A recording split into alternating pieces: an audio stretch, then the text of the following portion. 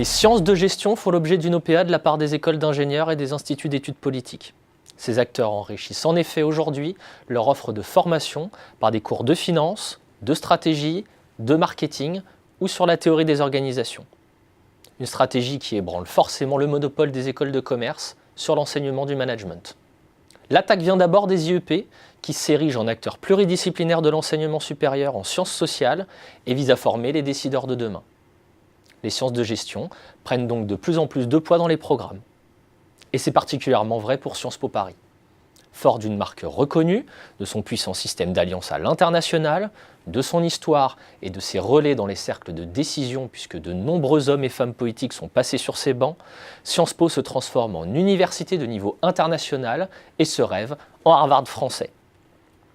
L'institution a ainsi regroupé ses formations en gestion et communication au sein d'une école de management et de l'innovation, avec pour objectif de donner aux futurs managers la possibilité d'acquérir à la fois des compétences interdisciplinaires, mais aussi des soft skills. La menace vient aussi de plus loin. Les meilleures écoles d'ingénieurs, Polytechnique, Centrale, Mines, Ponts, deviennent en effet de potentiels concurrents directs des grandes écoles de commerce, tant sur le plan de la formation initiale que continue. Alors que l'intérêt des employeurs grandit pour les profils techniques disposant de compétences managériales, les écoles d'ingénieurs intègrent les sciences de gestion à leur modèle. L'Institut Mines Télécom détient ainsi sa propre business school depuis 1979, qui regroupe près de 1500 étudiants et se hisse en bonne place dans les classements des business schools. Citons aussi Polytechnique, qui dispose de plusieurs départements centrés sur les sciences humaines, dont un sur le management de l'innovation et l'entrepreneuriat.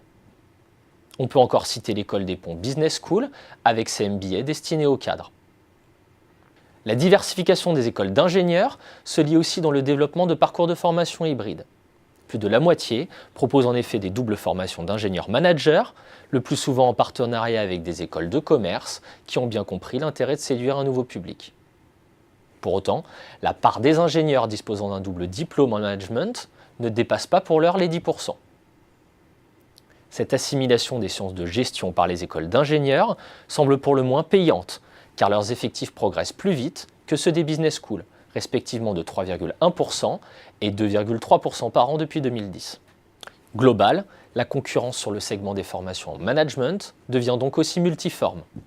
Il faut dire que c'est le maillon sur lequel les établissements d'enseignement supérieur peuvent facilement extraire de la valeur. Les standards internationaux des prix des MBA sont élevés, la demande des étudiants et cadres pour ces diplômes est forte, les salaires des managers étant plus élevés que ceux des ingénieurs. Enfin, les ressources pour construire des formations en management sont largement disponibles, comme en témoigne l'explosion du nombre de doctorants ou de consultants dans le monde.